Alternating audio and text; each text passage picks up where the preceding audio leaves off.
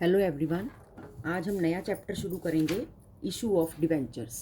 तो सबसे पहले हमें डिवेंचर का मीनिंग पता होना चाहिए। डिवेंचर क्या होता है? एक्नॉलेजमेंट ऑफ डेट, मतलब उधार। अगर कंपनी किसी बैंक से लोन ले तो वो भी उधार है, और अगर कंपनी बैंक से लोन ना लेकर सपोज़ करो कि पब्लिक में अपने डिवेंचर इशू करे, जैसे कि शेयर इशू करती है, तो वो भी क्या है? एक लायबिलिटी है। और डिवेंचर होल्डर्स कंपनी के क्रेडिटर्स होते हैं, और डिवेंचर्स पर इंटरेस्ट की पेमेंट कंपनी के लिए करना कंपलसरी होता है। अब नेक्स्ट टॉपिक है कि डिवेंचर्स कैसे इशू होते हैं। डिवेंचर्स फॉर कैश भी इशू हो सकते हैं कि कंपनी ने डिवेंचर इशू किए, ठीक है, किसी को, पब्लिक को या किसी और कंपनी को, बदले में कैश लिया। दूसरा, कंपनी ने डिवेंचर इशू किए, बदले में कैश नहीं लिया। कंसिडरेशन मीन्स इन रिटर्न, बदले में कोई एसेट ले ली या कोई काम करवा लिया किसी से, वो फॉर अदर देन कैश हो गया। और तीसरा है एज कोलेटरल सिक्योरिटी, वो हम डिटेल में बाद में डिस्कस करेंगे। उसके बाद कंपनी जो डिवेंचर इशू करती है, चाहे फॉर कैश चाहे फॉर अदर देन कैश, वो एट पार, मतलब 100 रुपये का डिवेंचर 100 के ऊपर इशू किया तो एट पार, 100 का डिवेंचर सपोज करो 110 पर इशू किया तो वो एट प्रीमियम, और 100 का डिवेंचर सपोज करो 90 पर इशू किया तो वो इशू एट डिस्काउंट हो गया। शेयर डिस्काउंट पर इशू नहीं होते, शेयर सिर्फ पार प्रीमियम पर होते हैं, पर debentures at par, at premium, at discount तीनों पर इशू होते हैं। अब हम टॉपिक करने लगे हैं issue of debentures for cash. उसके लिए मैंने खुद एक सम फ्रेम किया है। जैसे सपोज करो कि ABC लिमिटेड है, ठीक है। ABC लिमिटेड ने 1010% डिवेंचर्स इशू किए हैं, 100 रुपये का एक, payable as 30 on application, 40 on allotment and balance on call. तो हमने साइड पे लिख लेना है 30 ऑन एप्लीकेशन, 40 ऑन अलॉटमेंट और बैलेंस ऑन कॉल। टोटल 100 रुपये का डिवेंचर है तो बैलेंस अपने आप हमने निकाल लिया, 100 में से 70 माइनस किए तो 30। Applications were received for 1000 debentures, 1000 issue किए, लोगों ने 1000 के लिए अप्लाई कर दिया, and these debentures were allotted, generalized.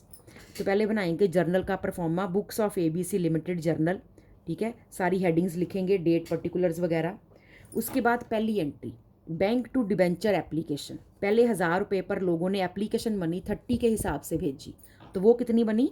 30,000, ठीक है। 1000 into 30, bank to debenture application, ठीक है। उसके बाद जब कंपनी के पास एप्लीकेशन मनी आई, फिर कंपनी ने देखा कि किन किन को डिवेंचर अलॉट करने, ठीक है। फिर कंपनी ने डिवेंचर्स अलॉट किए। तो पहले बीइंग एप्लीकेशन मनी रिसीव्ड, और उसके बाद फिर कंपनी ने जब डिवेंचर अलॉट किए तो वो एप्लीकेशन का जो अकाउंट क्रेडिट करके खोला था, एक तरह से ये डिवेंचर एप्लीकेशन अकाउंट ना, एक तरह से ये डिवेंचर होल्डर्स अकाउंट है, पर लिखना हमने डिवेंचर एप्लीकेशन ही है, होल्डर नहीं लिखना। क्योंकि अगर हमने डिवेंचर होल्डर ही लिखा, अलॉटमेंट का पैसा आएगा फिर डिवेंचर होल्डर देंगे, कॉल का पैसा आएगा फिर डिवेंचर होल्डर देंगे। अगर मैं debenture holder debenture holder debenture holder लिखती जाऊंगी तो मुझे ये नहीं पता चलेगा किस स्टेज का पैसा आ रहा है। तो स्पेसिफाई करने के लिए डिवेंचर होल्डर वर्ड काट के साथ में एप्लीकेशन वर्ड जोड़ दिया, अलॉटमेंट कॉल वर्ड जोड़ दिया, ताकि पता लगे किस स्टेज का पैसा है। एक्चुअली ये पर्सनल अकाउंट है, ठीक है। तो bank to debenture application account, ये एक तरह से डिवेंचर होल्डर्स हैं। तो बैंक में पैसा आ रहा है, debit the receiver, credit the giver, कौन? डिवेंचर होल्डर्स, ठीक। फिर जब कंपनी ये डिवेंचर्स अलॉट करेगी तो डिवेंचर एप्लीकेशन अकाउंट को डेबिट करके कैंसिल कर देगी, टू डिवेंचर्स में ये पैसा डाल देगी।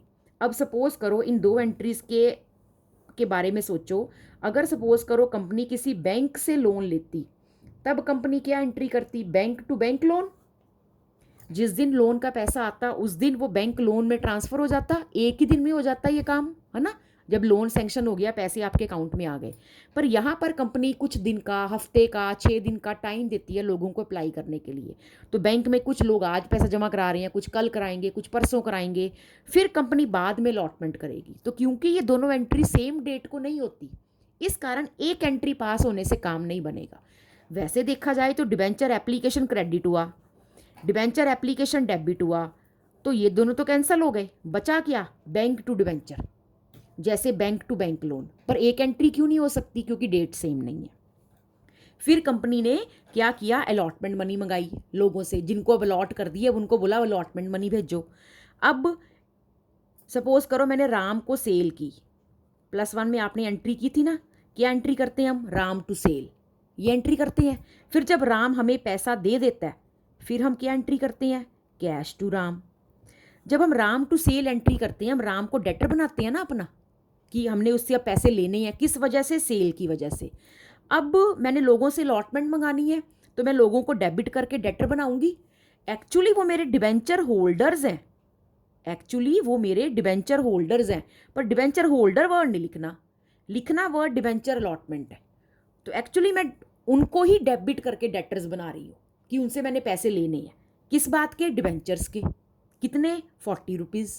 तो 1000 इंटू 40, 40,000। तो डिबेंचर अलॉटमेंट अकाउंट डेबिटेड, ठीक है, अलॉटमेंट मैंने ड्यू कर ली, कितने की? 40,000 की। और जब लोग पैसा दे देंगे तो बैंक टू डिबेंचर अलॉटमेंट। जैसे जब राम ने पैसा दे दिया कैश टू राम, पहले राम को डेटर बनाया, फिर कैश टू राम उसे क्रेडिट कर दिया। ऐसे डिबेंचर होल्डर्स को डेटर बनाया, डिबेंचर अलॉटमेंट अकाउंट डेबिटेड। जब पैसा मिल गया तो bank account to debenture allotment cancel कर दिया। अब अगली एंट्री कॉल की, एक ही कॉल में सारा पैसा मिल जाएगा, तो यही मेरी फर्स्ट कॉल है, यही मेरी फाइनल कॉल है। तो अब की एंट्री होगी कॉल का पैसा मंगाएंगे, तो debenture first and final call account debited, 1000 debentures के ऊपर 30 रुपीज़, यानी कि 30,000 हो गया। और ये क्या हो गया? Being first call due. और जब पैसा मिल जाएगा, bank to debenture first and final call, being first call received. अब आप एक चीज़ गौर करो, 2 एंट्रीज एप्लीकेशन की, 2 एंट्री अलॉटमेंट की, 2 एंट्रीज कॉल की। एप्लीकेशन में भी एप्लीकेशन डेबिट क्रेडिट कैंसिल हुआ, बचा क्या? Bank to debenture. इसमें अलॉटमेंट डेबिट हुआ, अलॉटमेंट क्रेडिट हुआ, बचा क्या? Bank to debenture. फिर फर्स्ट कॉल डेबिट हुआ, फर्स्ट कॉल क्रेडिट हुआ, बचा क्या? Bank to debenture.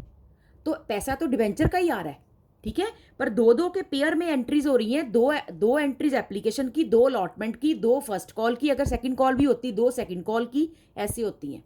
पर अगर आप नेट इफेक्ट देखो तो एप्लीकेशन अकाउंट डेबिट होता है, क्रेडिट होता है, खत्म।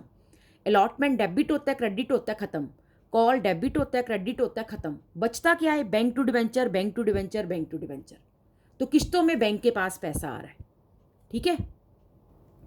अगर बाय चांस आपको डिबेंचर्स का रेट ऑफ इंटरेस्ट ना गिवन हो, सपोज 10% डिबेंचर्स, तो आपने जहां जहां मैंने 10% डिबेंचर्स लिखे हैं वहां वहां आप लिखोगे X% डिबेंचर्स या dash dash dash percent debentures.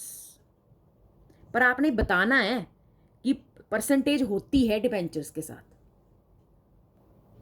तो एक्चुअली मैंने जो ये काट दिया, ये पेपर में तो आपने लिखना ही है, वो तो बस मैंने आपको बताने के लिए काटा है कि ये अकाउंट डेबिट हुए, क्रेडिट हुए और ख़त्म हो गए। ओके, तो ये एक बेसिक सा सम था फर्स्ट डिबेंचर्स का। इस सम में क्या था? 100 रुपये का डिबेंचर 100 पर इशू किया, तो ये हो गया एट पार, ठीक है। अब हम नेक्स्ट टॉपिक करेंगे एट प्रीमियम, कि जो हम डिबेंचर्स इशू करने लगे हैं वो प्रीमियम पर इशू करने लगे हैं, मतलब फेस वैल्यू से ज़्यादा। अब उसका एक सम फ्रेम करती हूँ। अब इसमें क्या है, ABC लिमिटेड ने 1010% डिबेंचर इशू किए, 100 रुपये का एक, एट प्रीमियम ऑफ ₹10, ठीक है, 10 रुपये के प्रीमियम पर। इसका मतलब अगर 100 का डिबेंचर 10 रुपये के प्रीमियम पर इशू हुआ है, मतलब 110 पर इशू हुआ है। Payable as 30 on application, 40 on allotment and balance on call. Application receive हुई, डिबेंचर इन्होंने अलॉट कर दिए, all the money was received, ठीक है। जर्नलाइज। अब हम क्या करेंगे, सबसे पहले जर्नल का परफॉर्मा बनाएंगे। अब सबसे पहले आपने क्या करना है, यहाँ पर कहीं पर भी साइड पर लिख लेना है एप्लीकेशन के इतने पैसे, अलॉटमेंट के इतने पैसे, कॉल के इतने पैसे, और ये टोटल आपका मिला के 100 रुपीज़ बनना चाहिए। अब एक और बात, प्रीमियम तो बताया 10 रुपये का, पर ये नहीं बताया कि जो एक्स्ट्रा 10 रुपये लोगों से मंगवाने हैं वो एप्लीकेशन के वक्त मंगाने हैं, अलॉटमेंट के वक्त के, कॉल के वक्त। तो जब सम में कुछ भी ना बताया हो तो वो प्रीमियम हमेशा हमने अलॉटमेंट के वक्त लोगों से मंगवाना है। तो एप्लीकेशन कितने की है? 30 की, 30 लिख दिया। अलॉटमेंट कितने की है? 40 की, पर मैंने बोला कि प्रीमियम भी है और कुछ ना बताया हो तो प्रीमियम आपने अलॉटमेंट के वक्त मंगाना है। इसका मतलब ये 10 रुपये जो प्रीमियम किए हैं ये अलॉटमेंट के अंदर इंक्लूडेड है। अब अलॉटमेंट 40 की है, 40 की मतलब अगर प्रीमियम भी इसकी कुछ ना कहा तो इसके अंदर ही प्रीमियम है, तो यानी कि अलॉटमेंट 30 + 10 है, क्योंकि है तो 40 की ना, तो 40 कैसे बनेगा? प्रीमियम इसके अंदर ही है, फिर ये 30 + 10 है। और ये टोटल हमेशा आपका फेस वैल्यू बनना चाहिए, ये वाला टोटल। तो ये तो 60 बना, तो बैलेंस ऑन कॉल, तो बाकी कॉल कितनी बनी फिर? 40। तभी 100 में 60 माइनस किया 40। अगर तुमने यहाँ पे 40 + 10 लिख दिया, ठीक है, तो तुम्हारा यहाँ पे टोटल 30 बचेगा, तो अलॉटमेंट के पैसे भी गलत हो गए और कॉल के पैसे भी गलत हो गए। तो याद रखना, अगर कुछ नहीं बताया तो प्रीमियम अलॉटमेंट के वक्त ही है और आपने मानना है कि उसके अंदर इंक्लूडेड है। अलॉटमेंट के आगे 40 लिखा है तो 40 ही टोटल बनना चाहिए। तो वो कैसे बनेगा? इसका मतलब 30 इसमें फेस वैल्यू है, 10 का इसमें प्रीमियम है। अब हम पास करेंगे एंट्रीज। तो पहली एंट्री क्या कि लोग एप्लीकेशन मनी भेजेंगे। अब जब लोग एप्लीकेशन मनी भेजेंगे तब क्या एंट्री होगी, bank account debited to debenture application account. तो 1000 डिबेंचर्स के ऊपर 30 रुपीज़, तो 30,000 की एप्लीकेशन मनी आ गई।